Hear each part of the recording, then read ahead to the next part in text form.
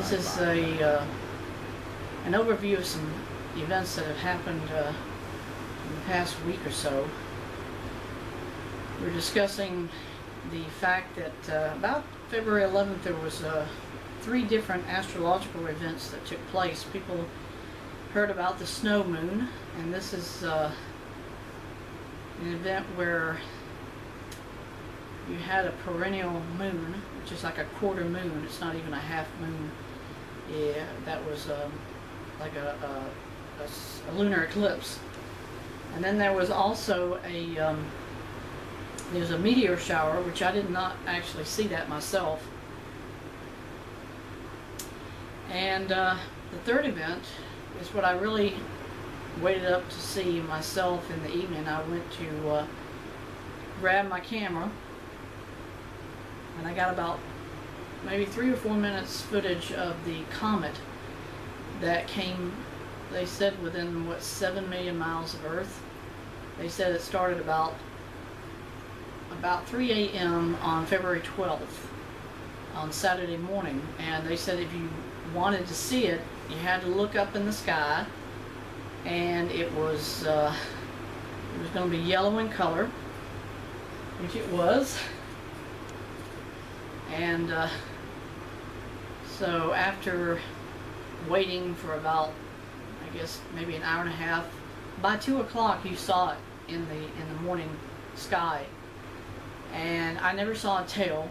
They said the tail would probably be green in color, but it wasn't, because I never saw it. And so for me, I figured, well, there goes that chance to see anything of the comet itself. The most visible comet we've had in the last 20 years was the Halley's Comet, the Hale-Bopp. It had a very distinctive comet trail. Unfortunately, at that time, there were no digital cameras, except, those that you could buy were fixed focus, which means you couldn't manually adjust the focus yourself. You had to depend on the machine to do it for you. So it was kind of disquieting, if not kind of disappointing, that you didn't get to see more of it. But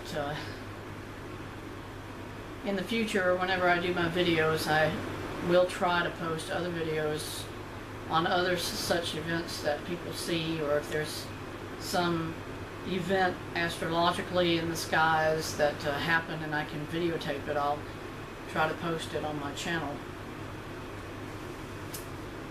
But primarily, I wanted to just let everybody know that there is a lot of things happening in the world today that aren't good. And what happened, as you know, last year in Syria, specifically Aleppo, I've been trying on every video to give a memorial, a dedication to Omran Dagnish. We don't know if he's dead or alive. I pray he's alive. I pray that he's safe wherever his parents took him. There's a video I've done already on my channel as an update about what I've learned since he disappeared. And they said in January his mother and father were still alive, and they fled out of Aleppo, but instead of trying to evacuate out of the country, they say they fled into northern Syria to get away from the rebel forces. And they say all of that area of Syria is actually under the control of Assad's forces. His own people are up there. So now there's this big question mark. Assad was saying right after the video was released of Omran being rescued, he said the whole thing was fake. That could be why, after all this time, Assad himself hasn't tried to attempt to find Omran to prove to the world, yeah, it is happening. I mean, Assad himself isn't actually the one doing the attacks. It's mostly from the Russians bombing the city. That would imply to me that he has some sort of an indirect assistance from the Russians, that they haven't been trying to retaliate against Russia since they did it.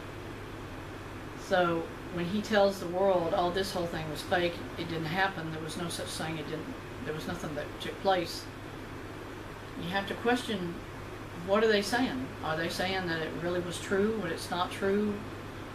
Because he's embarrassed enough, he don't want to discuss it with the world of why, as the leader of Syria, he could not protect his own people.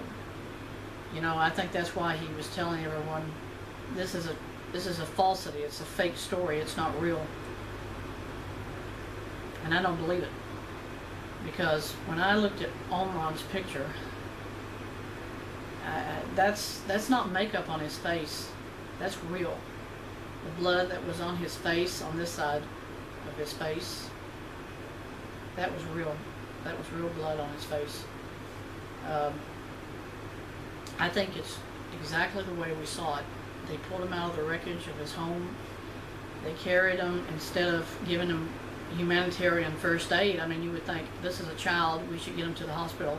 They didn't. They took him to the ambulance. But the people who took the photographs said, we want the world to see what's really happening here. And,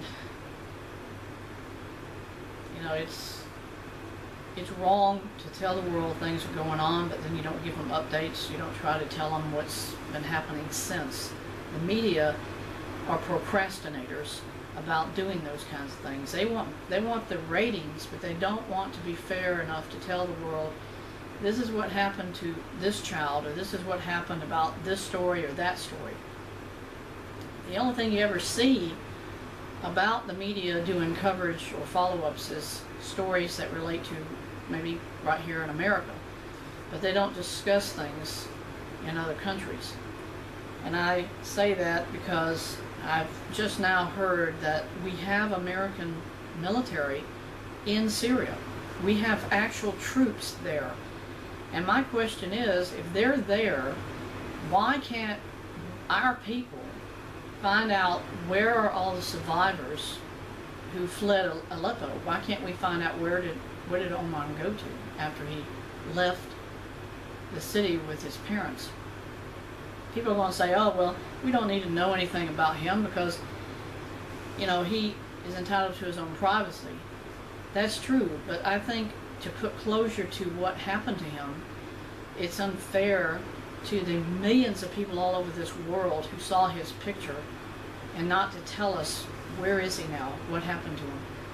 And there's got to be a half a dozen ways to do that, since we have our own people there in the country of Syria. And now they're saying we're going to be sending more troops, and we know they're doing the airstrikes to stop ISIS. So that ought to be a priority to our government. We should say, if we're going in there and we're going to try to liberate those areas in Syria where ISIS had control, we ought to be doing a serious, not investigation, but just a follow-up on finding out about things that everybody in the world saw, and try to put closure to it and tell the world why we still don't know what happened to him. Because we don't. We still don't know where is Omran to this day. And you had people like Hillary Clinton during the campaign last year. She talked about it twice during the debates she had with Trump. She kept talking about Omran's picture. And, you know, if it affected the politicians, you think, well, there's got to be a serious interest in wanting to know where he is, what happened to him. And you don't hear the politicians, you don't hear the military, you don't hear any foreign dignitaries or other diplomats from other nations that have to do with Syria saying we should find him, we should find out where he is. And I have myself written to Pope Francis, and I've asked him, you know, if not anything else, pray for him. And when Pope John Paul II was the Pope, I did write to him, I think, one time, and you know what? I did hear from his office. It wasn't actually a letter from him, but they cared enough in the Vatican to respond to every letter they got. And now it's like, I think Francis is so preoccupied with keeping civil attitudes about certain subjects, like, you know, this push on homosexuality all over the world and the acceptance of gay marriage and all the rest, that he has kind of thwarted the idea to talk about other issues that have as much value and interest to people. And that's what I did in my letters. I asked Francis at least 2 different times, Pope Francis, I said, where is this little boy? Why haven't y'all tried to find out where he went to? Where, how is he doing now? And you don't get an answer. And I know Trump is in transition, so obviously he doesn't have anybody probably answering his letters or his mail that he gets. It's a joke. I wrote to Obama 2 different times before he left office. He says he answers all his email that he gets. That's a lie, because all I got was a standard generalized answer statement saying, I have authorized my people to be transparent about us doing operation as government. In other words, it's a general way of saying, we got your letter, but we're not going to care enough to answer, because we're only emphasizing certain ones that we want to answer and not everybody, because we don't think everybody is important. And so that's what Obama does with the emails he gets. And with Trump, hopefully it's going to be a lot better, because Trump is following the law. He's not using his position as president to manipulate how the law is supposed to work, because that's what Obama did. So this is kind of like partially an interest video, and also it's a personal interest of mine to say to those who watch it that I'm not the only person in the world who saw his picture. I'm not the only one in the world who's worried about Omicron. There are a lot of people, millions of people. And I don't know if anybody else is saying it on YouTube or other social media outlets. Where is he? But I am, because I want people to try to influence or interest this sort of thing to those who have the authority to do investigations, to try to find out where he is. And I'm hoping that's what they'll do, because he deserves to be, we deserve to know where he is, to know what happened to him. The Aleppo Media Center wrote to me a couple of times after I emailed them, and they said every day there's a new Omicron. And it's like, yes, I know that. That's why I'm praying for all the children in Aleppo. But, if you're gonna talk about this one child and that one story, and then you never tell people what happened to him, then you leave everybody wondering, where is he? What happened? Where is he today? And this 6-year-old boy in America who was, allowed to come to Washington to talk to Obama, that's a PR. That's public relations. That's all he did that for.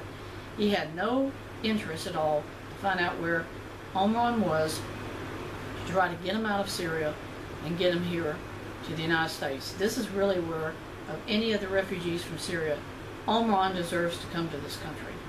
And I think someday, I pray, we'll hear from him or his parents, and they'll say, this is how Omicron looks today, and at least put closure to, the fact that he's still alive and he is somewhere, and he's in a safe place. And you can do that without really jeopardizing your position or where you are or your own safety. So, thank you for allowing me to share this with you. And I hope that we all will find out where is Omicron.